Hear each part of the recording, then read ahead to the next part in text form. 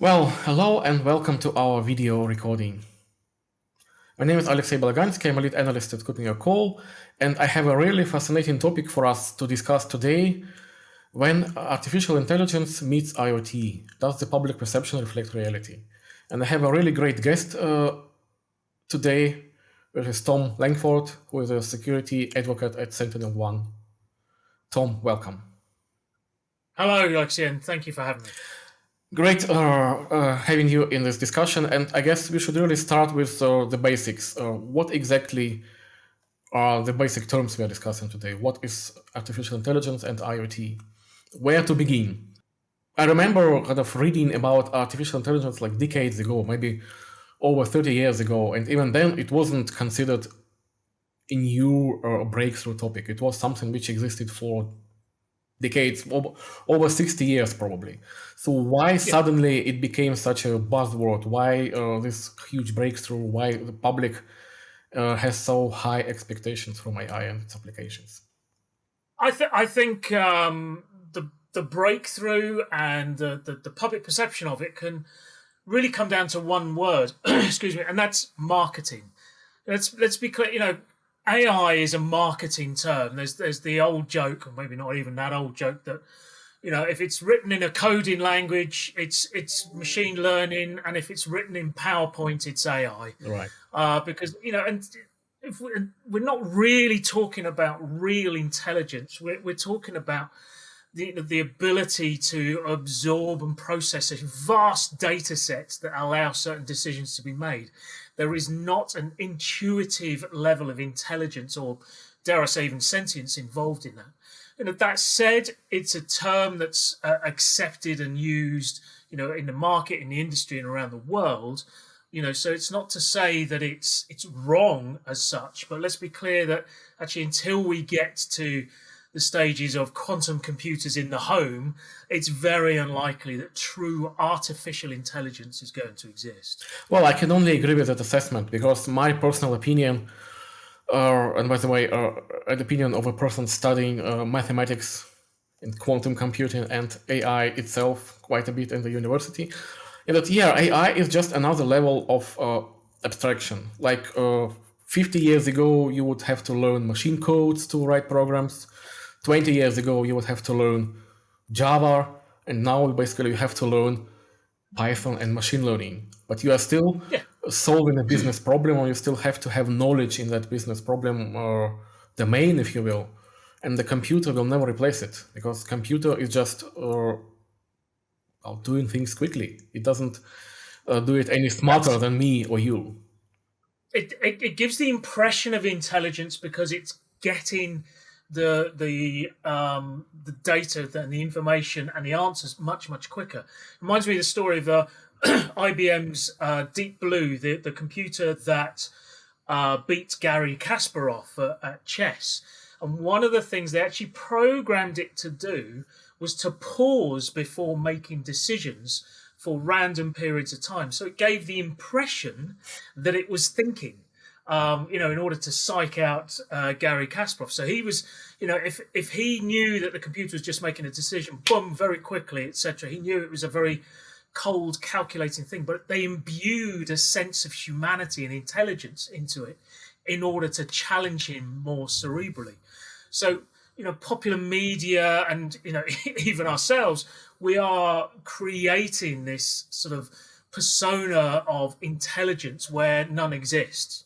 Well, to be honest, some of those applications are very tangible. I have a smart voice assistant at home. I have some pretty smart capabilities in my phone, my smartphone, and I am using some software products on my computer which at least claim to be powered by machine learning. So it's not fake, it's not snake oil, it exists and it works. And yet it's machine learning. And yet, where are all those robots from Asimov's books? Where is the Skynet, the Terminator? I know, right? Just in case, I'm very comfortable with robot overlords in case they do actually take over the world. I've always liked robots, in case they go back through the records. But yeah, absolutely. Where are these things? That the computers are purely automatons. They're doing very pre-directed, pre-managed tasks, but in a very cleverly put together way, and in a way like Deep Blue, in a way that imbues it with intelligence and artificial intelligence, when actually it's not. It is purely programmed behavior. Right, but still, some of those behaviors are pretty impressive, and I would argue pretty useful. Yes. Oh, absolutely. Absolutely. It's like, we're talking about IoT, for instance. It's like IoT. There's a lot of paranoia out there. I mean, you talk about smart devices and the Alexas, the Siris, the Googles, etc. And there's a lot of paranoia out there. Some of it is very well founded, without a shadow of a doubt. But IoT devices have been around for a long, long time, much longer than people realize. With that level of intelligence, my washing machine is an IoT device. My watch pings when my washing machine stops, for goodness sake, and tells me that I need to unload it or wherever. They are simply everywhere. Your car, your phone, your watch, glasses, etc., audio glasses, whatever. They're absolutely everywhere. Fish tanks, which in of itself is a whole other problem. Industrial control systems. IoT is anything with a chip that gathers and disseminates and responds to some kind of input and data. Well, just to remind to our viewers that IoT stands for the Internet of Things. And things are basically those smart, quote-unquote, intelligent objects which are operating in absolutely any area of our daily lives. And Internet, of course, stands for the fact that all those devices communicate to each other, to us humans, and to the cloud overlords. Yeah. I mean, Internet of Things itself, great marketing term, because, is it a thing? Yes. Well, it's an IoT device and it's part of the Internet of Things. I mean, you could throw virtually anything into that bucket, without even realizing it. So, yeah, brilliant marketing term, covers such a vast, vast range of devices and applications for the betterment of human society, as well as against that betterment. Well, I guess anything with an IP address is an IoT device nowadays, right? Yeah, Unless it's a right, computer. Yeah. And actually, I counted, I think currently at the moment at my home, I have at least 25 IoT devices around me. Some aren't even mine, so I have no direct control over them. Is that a problem? I mean, it is a problem, but how big of a problem is it? What do you think? Yeah, I think it can be a problem. And I think, the UK, for instance, is just one government that's trying to do something about this by creating a charter and a set of standards and a set of, how Internet of Things devices should be sold in the UK and the support they receive, etc. Because there are some very good practices. If we look at some of the larger manufacturers of light bulbs, the smart light bulbs, etc., each one of those is an IoT device in its right. Some manufacturers, generally the larger ones with greater resources behind them, regularly maintain them, regularly supply updates, regularly ensure security patches are applied, and that strong passwords and 2FA are enforced when you set the devices up. There are, for every one of those, though, there's 10 other companies that are just taking the latest chip that they can, the latest cheap chip that they can, slapping it on a device, sending it out. They have no intention of updating it beyond the first year. They have no intention of forcing password changes, or the password, the admin password is hard coded into it, for instance. And so you end up with people buying these things for convenience that allows them to do something like control a light or, a video camera for the front door or whatever. And frankly, in a year's time, it will become a liability. Because it can be easily attacked. Any kind of a system like Shodan that can scan the internet for devices through brute force, etc., it's going to get discovered. Now, you might not get hit because you're one of many, many millions of people with this, but you also might get hit. You might find that your network is compromised, and you might not even know what that means until it happens to you. Well, I remember this charming story from about 2 years ago about a major outdoor video camera manufacturer claiming that their cameras are actually powered by artificial intelligence. And it turned out that that artificial intelligence was actually a bunch of people working low wages in the Ukraine watching the video footage and manually marking the objects for recognition. Yeah, So you never yeah, know. exactly. It's not. It might not even be a hacking attack per se, like stealing your password. It's just some random people watching your, well, in the Watching your least case, they're cameras. watching your front yard, but maybe they're watching your bedroom, for example, footage.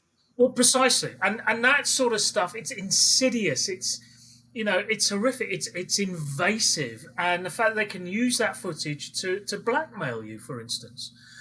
There was the baby monitors and the cameras, etc., that actually people were able to connect to from outside and start broadcasting their voices to babies sleeping in their bedrooms. Right. I mean, that's an horrific thought in of itself, and so, like I said, invasive. And is it worse than being burgled and having someone in your house? Well, at least they've been there.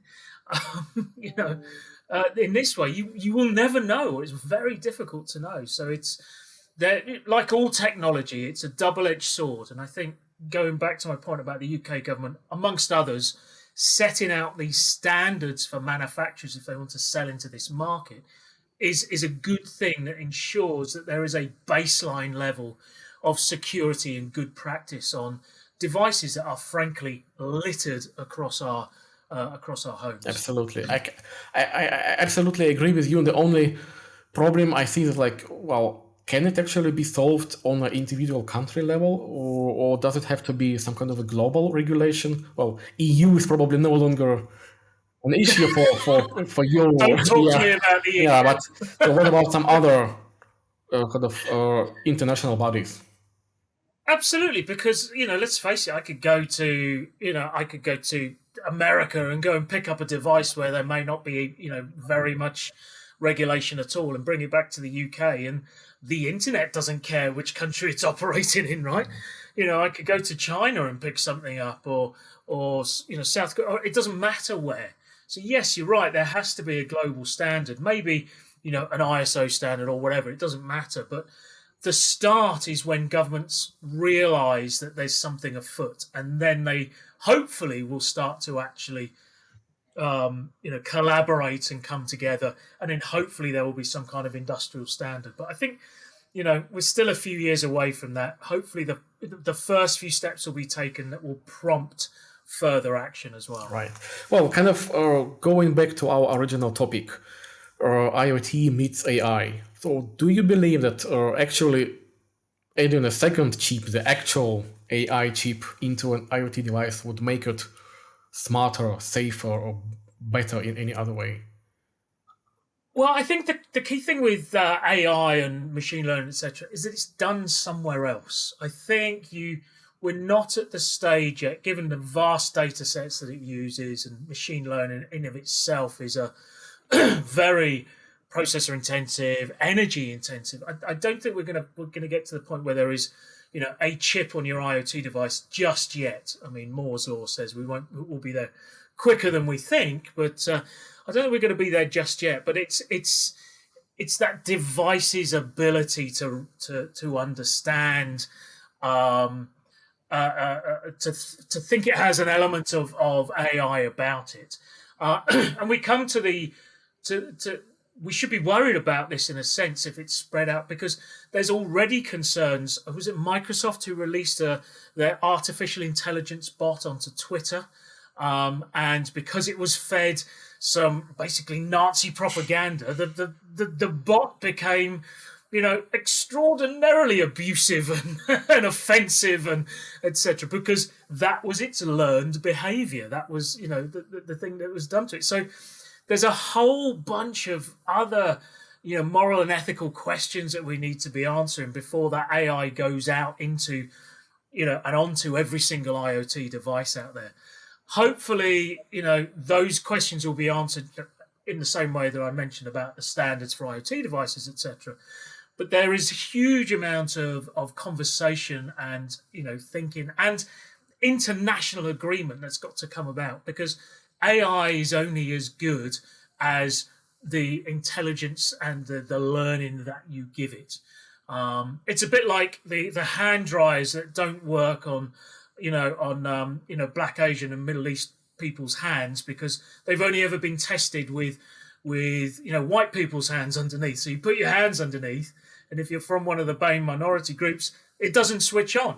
Now, that kind of intelligence of detecting an object, and recognizing it as a hand, is not inherently racist as such, but it actually comes across as that behavior is coming across like that. So we have to be very careful about how we imbue the machines with this intelligence that we're talking about. Right. Yeah, I guess the whole area of AI explainability and AI ethics is a huge field and a huge minefield for current and future developers. So let's not tread that way now, but kind of focus on a slightly different thing, which both of us are actually working in for years: cybersecurity. Can we, as cybersecurity experts, do something against it? Can we maybe use AI better than those uneducated engineers, if you will? Yeah, I think we play a part. In the same way that a child is raised by a village, as certain sayings go. I think AI needs to be raised by a variety of influencers. Cybersecurity being one of them. We talk, as well as the scientists and the ethics and the philosophers, etc. I think we do play a part, and we do need to ascertain what are the boundaries in which AI might be able to operate in the future. How we can segregate environments so they do act independently rather than actually coordinating, or even working across boundaries when actually that's not going to be in our best interests. So yes, we play a part, but I think we need to recognize it is just a part. Security doesn't trump everything else when it comes to this conversation. Right. So I guess to summarize our discussion, should we fear emergence of Terminators and Skynet? Probably not, at least not within the next decade or so, right? No, probably exactly. I think we can calm down for the moment, but but whenever you ask your Google, your Alexa, your Siri a question, I've always been taught to say thank you afterwards. So just bear that in mind. That's a great tip. Thank you very much, Thom, for being with us today. And thanks to all our viewers for being with us. See you. Thank you. Bye-bye. Goodbye.